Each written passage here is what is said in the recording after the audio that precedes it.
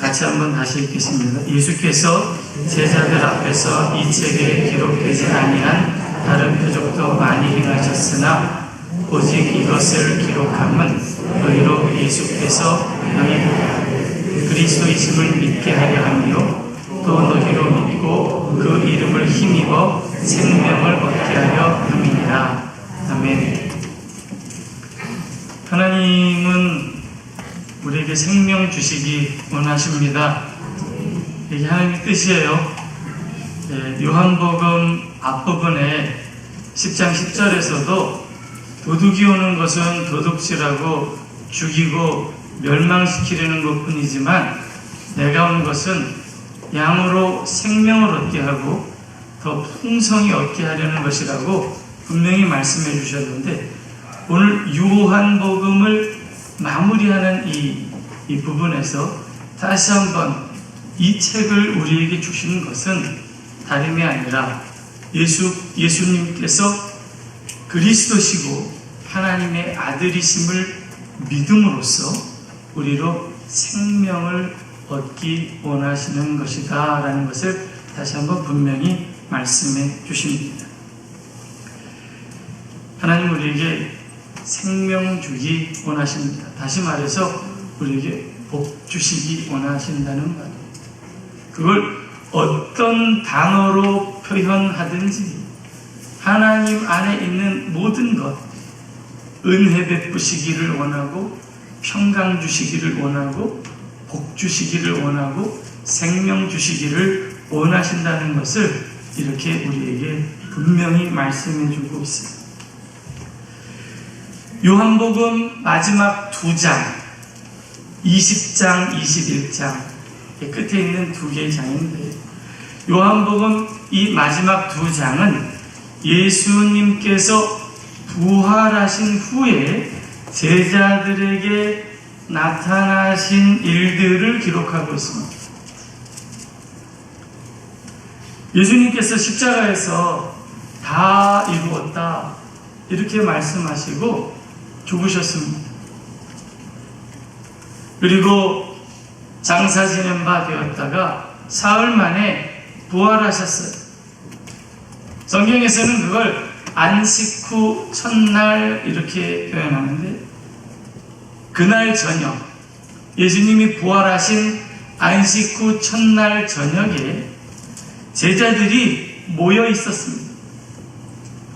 그런데 유대인들이 무서워서 문을 꼭 닫고 그 안에 모여 있었는데, 예수님께서 거기에 들어오셔서 그들 가운데 서시면서 말씀을 하셨어요. 제일 먼저 하신 말씀이 너희에게 평강이 있을지어다. 두려워하는 제자들에게 제일 먼저 주신 말씀이 너희에게 평강이 있을지어다. 이렇게 말씀하시면서 예수님이 지금 부활의 주님이신 것을 알리기 위해서 자신의 손과 옆구리를 보이시면서 다시 한번 이야기해 주세요. 너희에게 평강이 있을지어다. 오늘 주님께서 우리에게도 찾아오셔서 그렇게 말씀해 주시는 줄 믿습니다. 너희에게 평강이 있을지어다. 그리고는 이렇게 말씀하세요. 아버지께서 나를 보내신 것 같이 나도 너희를 보내노라. 이 말을 들었을 때 제자들은 여러 생각을 했을 것 같아요. 지금 문을 꼭 닫고 두려움 속에 이 안에 갇혀있지 말고 내가 너희를 부른 이유를 너희들도 알 테니 이제 마음의 평강을 얻고 세상으로 나가라. 이렇게 말씀하신 건데 제자들의 머릿속이 분명히 복잡했을 겁니다. 그런 제자들에게 예수님께서 숨을 내쉬며 말씀하세요. 성령을 받으라. 부활하신 예수님께서 그의 제자들에게 아주 중요한 명령을 지금 주시는 거예요. 뭐냐면 두려우면 두려울수록 평안하기를 구하되 성령을 받으라, 이렇게 말씀하시는 거예요. 사랑하는 성도 여러분, 우리는 두려움과 싸워야 합니다. 두려움에 함몰되면 안 돼요. 두려움과 싸워야 돼요. 염려와 싸워야 돼요. 어떻게 싸웁니까? 성령을 받아야 한다고 말씀하시는 거예요. 성령 받기를 사모합시다. 네, 성령 받기를 사모합시다. 성령 구하면 돼요. 내가 성령 받기를 사모합니다. 그러면 하나님께서 평강을 주실 터이고, 그 평강으로 인해서 두려움을 내어 쫓고 우리가 해야 할 일을 할 수 있도록 도와주실 줄 믿습니다. 이 놀라운 사실을 그 자리에 없었던 도마에게 제자들이 이야기해 주었습니다. 우리가 예수님을 만났어. 부활의 주님을 만났어. 그런데 도마는 믿지 않았어.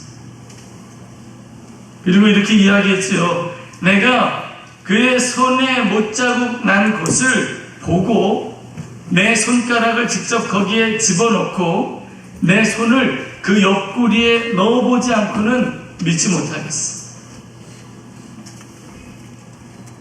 흔히 보는 반응, 내 눈으로 내가 봐야지 믿겠다는 이야기입니다.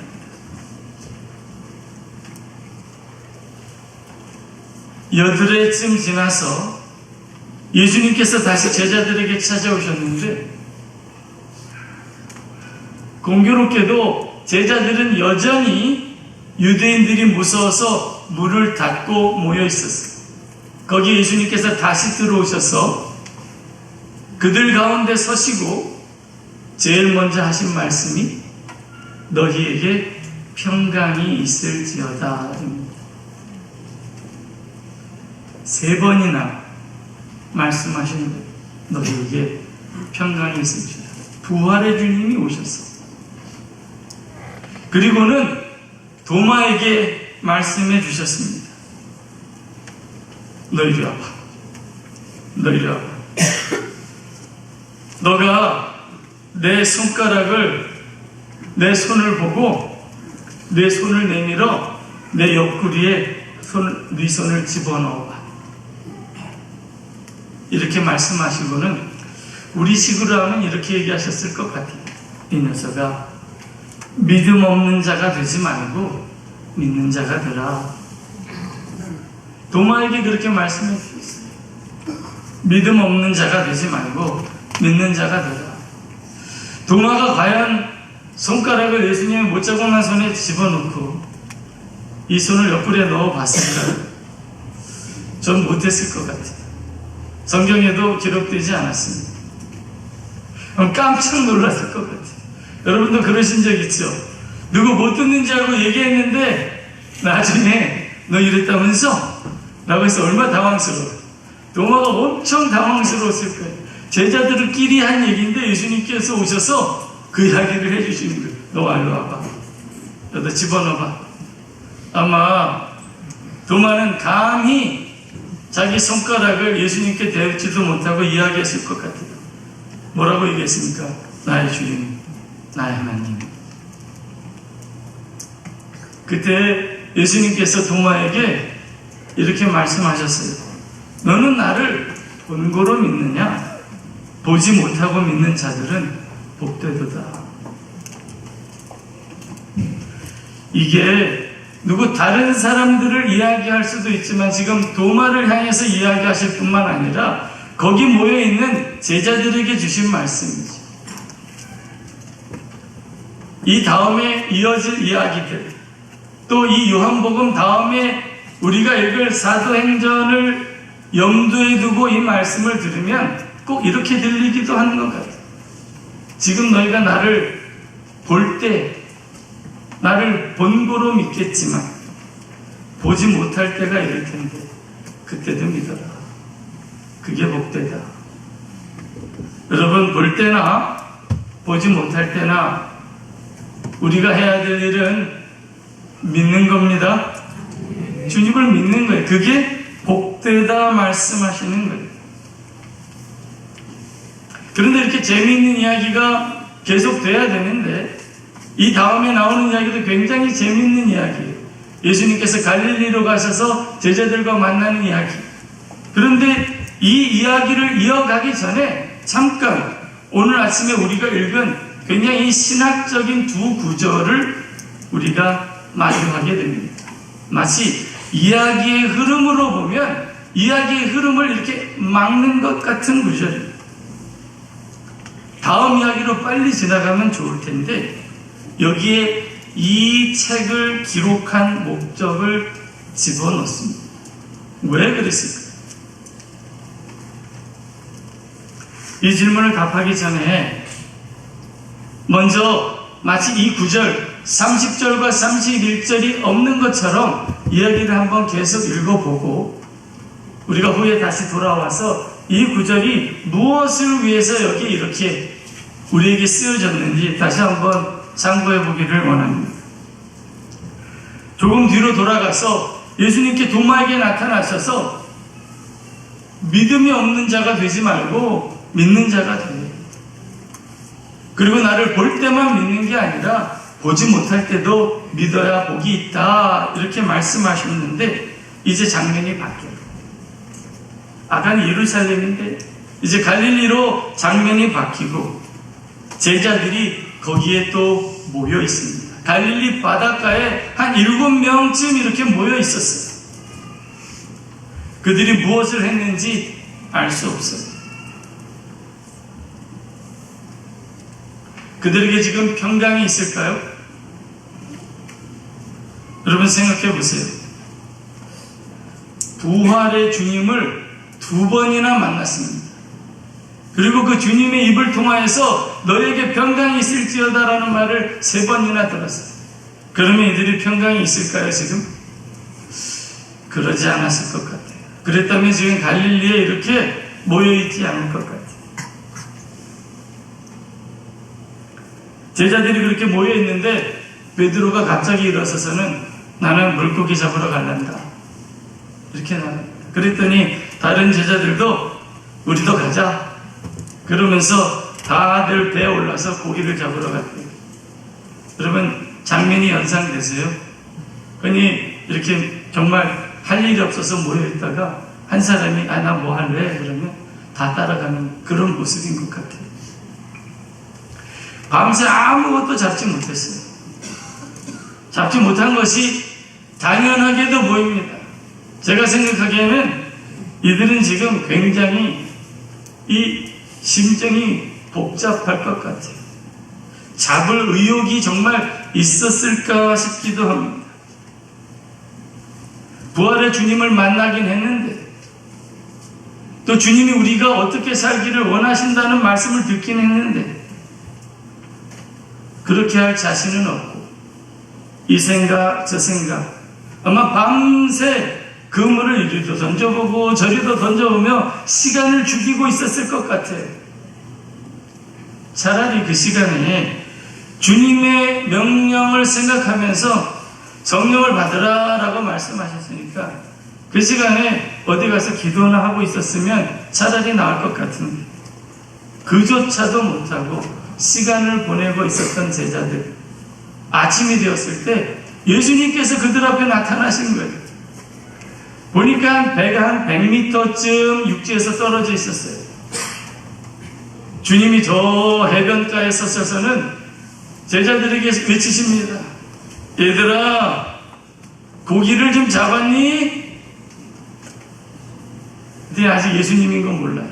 아니요 대답하니까 그러면 그물을 그 배 오른편으로 던져봐. 그러면 거기서 고기를 잡을 거야. 그랬더니 이들이 거기다 그물을 오른쪽으로 던지고 그랬더니 그물을 끌어올릴 수 없을 만큼 고기가 잡혔다 그랬어요. 그때 예수님께서 사랑하시는 제자 요한이 예수님을 알아본 거예요. 그리고 베드로에게 주님이셔. 대답을 했더니 베드로가 벗었던 옷을 이렇게 입고는 물로 뛰어들어요. 우리 중에도 그러신 분들 있죠? 행동이 앞서시는 분들. 띠뚱가나 베드로가 그냥 물로 뛰어들어요. 그랬더니 다른 제자들도 그물을 끌고 배를 타고 예수님께로 나왔습니다. 근데 나가봤더니 예수님 뭐하고 계셨어요? 제자들을 위해서 아침을 준비하고 계셨어요. 예수님 참 좋으신 분이죠? 네, 아침을 준비하시고는 제자들에게 이렇게 아침 먹자. 저는 이 장면을 이렇게 요한복음을 읽으면서 이 장면을 생각할 때마다 눈물이 날 것 같아요. 예수님의 마음이 과연 어떠셨을까? 이 제자들을 보고. 제 아들은 어벤져스를 보고 울었다는데 모르겠습니다. 저도 어벤져스를 보고 눈물을 흘릴지는 모르겠는데 저는 이 말씀을 읽는데 제 마음속에서 눈물이 흘러내릴 것 같아요.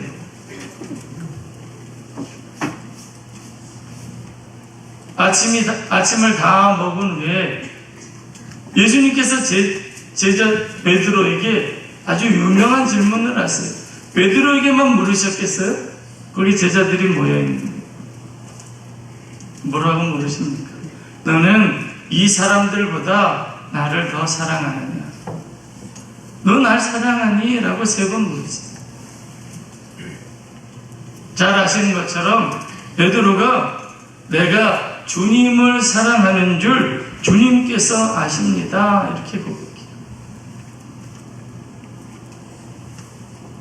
예수님께서 나에게 기대하시는 사랑이 얼만큼인지 모르겠지만 주님, 내가 부족하더라도 주님을 사랑하긴 합니다. 이렇게 고백하는 베드로에게 예수님께서 말씀해 주시잖아요. 그러면 내 양을 먹여. 내가 너를 사람을 낚는 어부가 되라고 불렀잖니. 내 양을 먹이라고 부탁했다니. 너가 날 사랑하면 내 양을 먹여라. 그리고는 나를 따라와 라고 말씀하세요. 베드로가 옆에 있는 요한을 가리키면서 얘는요? 라고 물으니까 예수님께서 다른 사람은 어찌하든지 상관 말고 너는 나를 따라와. 이렇게 말씀해 주세요. 그리고서는 요한복음이 맞춰집니다. 그럼 다시 돌아와서 이 재미있는 이야기의 흐름을 막았던 아까 그 20장 30절 31절 말씀을 다시 한번 생각해 보세요.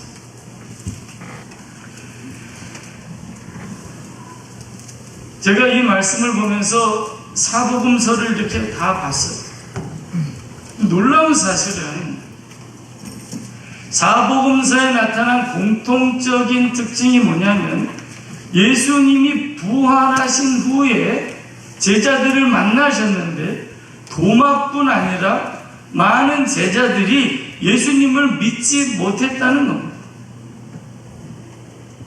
도마만 그런 게 아니에요. 대부분 제자들이 예수님을 믿지 않았어요. 신기하지 않습니까? 그들이 분명 눈으로 부활의 주님을 보고 귀로 부활의 주님의 음성을 들었는데도 불구하고 믿지 못하고 있다는 사실이 신기하지 않으세요? 그러면서 다시 저는 우리의 모습을 돌아보았습니다. 지난 주일이 부활주일이에요. 여러분, 부활주일을 지낸 여러분들은 어떻게 지내셨습니까?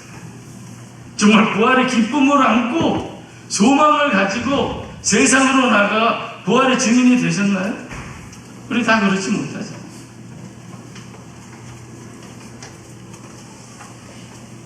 부활의 기쁨은 온데간데 없고 우리의 삶의 자리에서 평강 누리지 못한 채 주저앉아 있는 모습, 이게 바로 사실은 복음서에 있는 제자들의 모습인 거죠.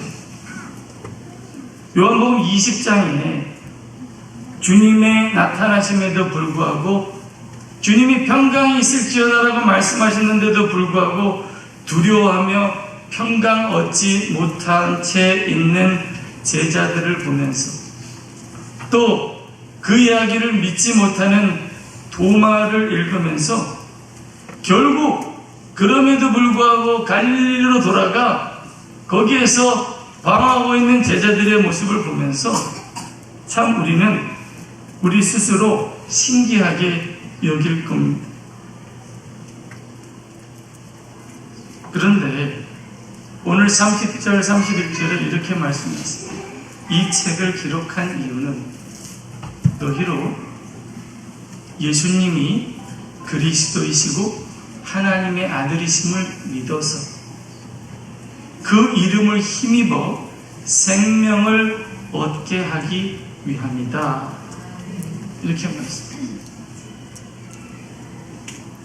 하나님은 여전히 그렇게 불성실하고 믿음이 연약한 자들이 주님을 믿어 생명에 이르기를 원하신다는 것. 여기 30절에 보면 예수님이 행한 표적에 대한 언급이 나와요. 표적. 여러 표적이 있죠. 그런데 이 표적들을 여기 기록한 것은 우리로 예수님을 믿고 생명을 얻게 하시는 것이다. 이렇게 말씀하시면서 표적과 말씀이 하나가 됨을 우리에게 알려주시는 거예요. 그런 의미에서 보면 여러분, 이 말씀이 표적입니다. 이 말씀이 표적인 거예요. 그런데 예수님이 행한 그 많은 표적들 가운데 가장 큰 표적을 꼽으라면 무엇이겠습니까? 그게 부활이에요. 믿으십니까? 믿으십니까? 네, 예수님이 행한 많은 표적들 가운데 가장 큰 표적은 당연히 예수님께서 죽음에서 부활하신 거예요. 그런데 우리가 읽은 20장 21절에 그 부활의 주님이 나타나셔서 그 표적을 직접 보여주시고 있어요. 도마에게도 또 제자들에게도. 그런데 제자들은 여전히 그 표적을 보고도 예수님을 믿지 못합니다. 그런 제자들이나 그와 같은 삶을 살아가는 우리들에게나 동일한 은혜를 베풀기 위해서 하나님께서 지금 이 말씀을 우리에게 주시고 예수님을 믿게 도와주시기 원하신다는 거예요. 여기 믿는다라는 말, 믿는다라고 하는 이 말에는 두 가지 의미가 함께 있어요. 하나는 현재 완료의 의미와 또 다른 하나는 현재 진행형의 의미. 이 문법적인 건데, 현재 완료라고 하는 건 이 과거, 현재 진행은 지금부터 미래. 이런 뭐냐면, 우리가 이 말씀을 보면서, 이 표적을 보면서 우리가 예수 그리스도의 십자가의 대속의 은혜로 말미암아 구원 얻었음을 믿을 뿐 아니라 이제 후로도 우리가 그 십자가의 대속의 은혜를 믿음으로 살아야 한다는 것을 여기에서 지금 가르쳐 주시는 거예요. 로마서의 표현으로 하면 오직 의인은 믿음으로 살리라 라는 말씀과 같습니다. 여러분, 믿음으로 구원 얻은 우리는 믿음으로 우리 구원을 이루어야 합니다. 이러한 점을 감안하고 보면 이 구절의 목적은 우리로 하여금 앞으로 읽을 이야기,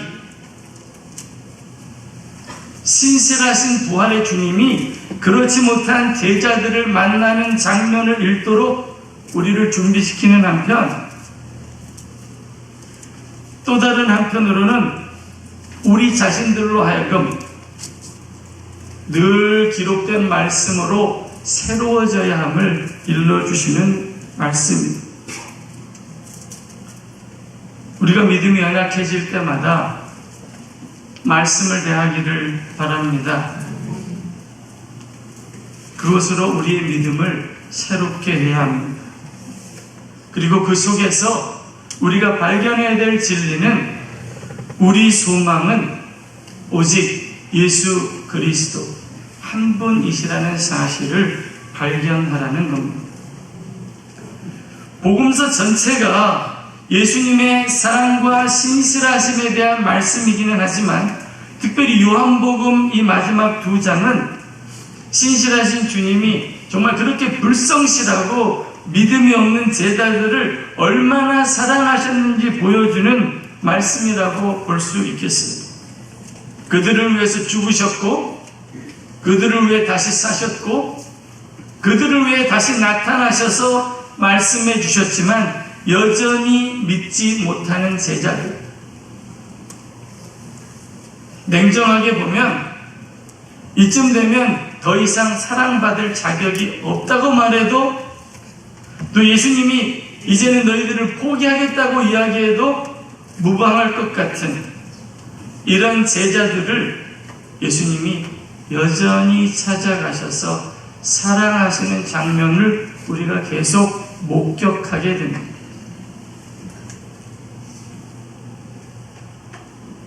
주님은 우리를 언제나 사랑하십니다.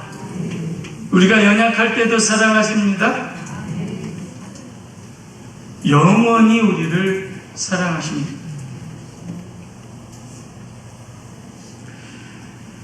주님이 다시 한번 제자들을 찾아가셔서 위로하실 때 주님이 제자들에게 행하신 마지막 표적이 뭔지 기억하세요? 아침상 차려주신 거예요. 부활의 표적을 아직 다 깨닫지 못한 제자들에게 예수님께서 하신 일은 아침을 차려주신 거예요. 지극히 작은 이 사랑의 표현이 제자들로 하여금 그 큰 사랑을 깨닫게 하는 도구가 된 줄 믿습니다. 예수님은 오늘도 우리에게 이 생명의 양식으로 이 아침 밥상을 차려주셨어요. 또 날마다 매일 아침 하나님의 말씀으로 우리에게 생명의 양식을 공급해 주기를 원하시면서 또 말씀하실 겁니다. 와서 아침 먹자. 여러분, 그럴 때마다 겸손히 주님 앞에 나아가 주님을 대하시기를 축원합니다. 그러면 그로 말미암아 우리가 예수님을 믿게 될 뿐만 아니라 그 믿음으로 인하여 생명을 얻게 될 줄 믿습니다. 이것이야말로 성도의 신앙생활에 있어서 가장 근간이 됨을 오늘 이 말씀이 우리에게 보이심을 기억하면서 여러분, 주의 말씀 대하는 일에 소홀히 하지 맙시다. 그 안에서 우리가 얻을 여러 가지 표적을 다시 만나게 되실 줄 믿습니다.